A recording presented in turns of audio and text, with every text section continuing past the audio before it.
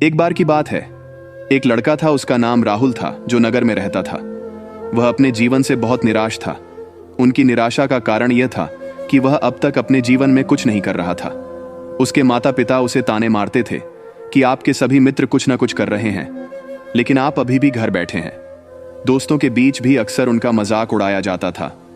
वह कहीं जाता तो लोग उससे पूछते कि आप क्या कर रहे हैं। उसे यह बताने में भी शर्म आ रही थी। वह कुछ नहीं कर रहा था। धीरे धीरे उसने रिश्तेदारों से मिलना जुलना कम कर दिया और लोगों से मिलना भी बंद कर दिया। वह ज्यादातर समय घर पर ही रहता है।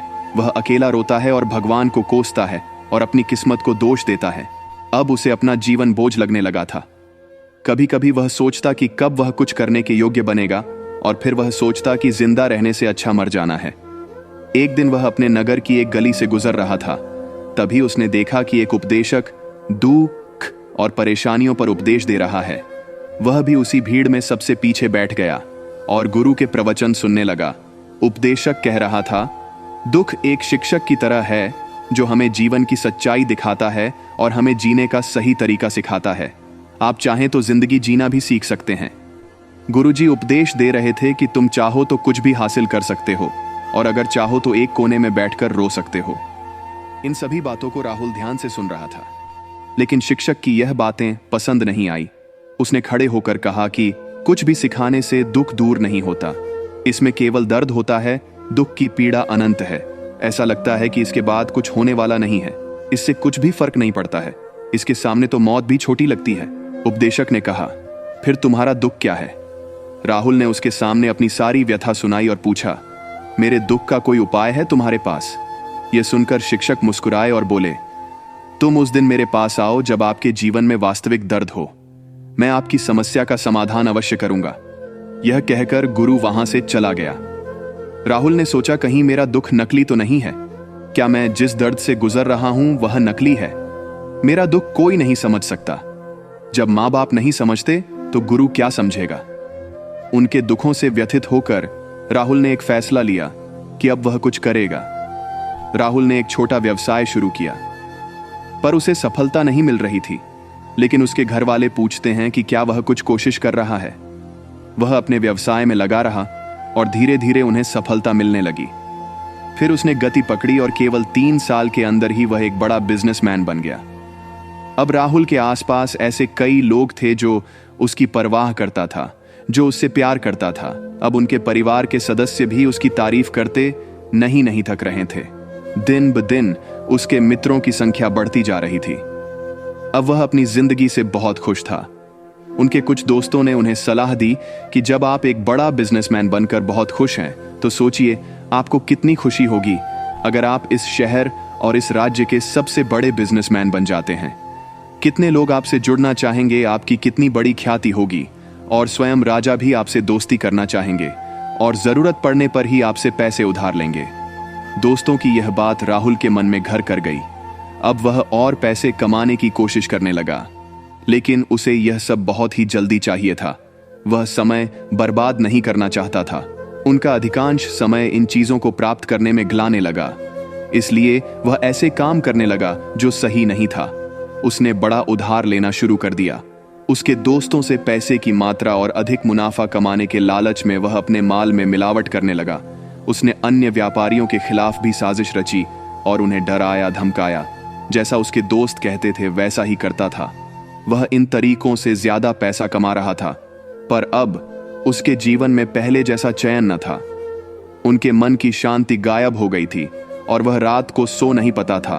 वह हंगामे में रहता था। वह सब कुछ पाकर भी उन्हें किसी चीज में सुख नहीं मिल रहा था। एक दिन राहुल अपनी गाड़ी में कहीं जा रहा था। तभी रास्ते में उन्हें उपदेशक का आश्रम दिखाई दिया। वह रुका और गुरु के पास जाकर बोला, संत, आपने मुझे मेरे पास आने के लिए कहा था जब मेरे जीवन में सच्चा दुख आता है। अब मैं बहुत दुखी हूं कि मेरी नींद हराम हो गई है। मुझे कहीं भी शांति नहीं मिल रही है। इस प्रकार राहुल ने अपनी सारी समस्याएं गुरु को बता दी।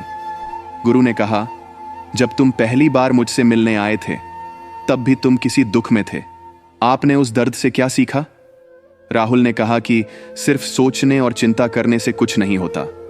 आपकी दृष्टि को सच करने के लिए यह कार्रवाई करता है, और सिर्फ काम करने से कुछ नहीं होता, परिणाम भी मिलना चाहिए।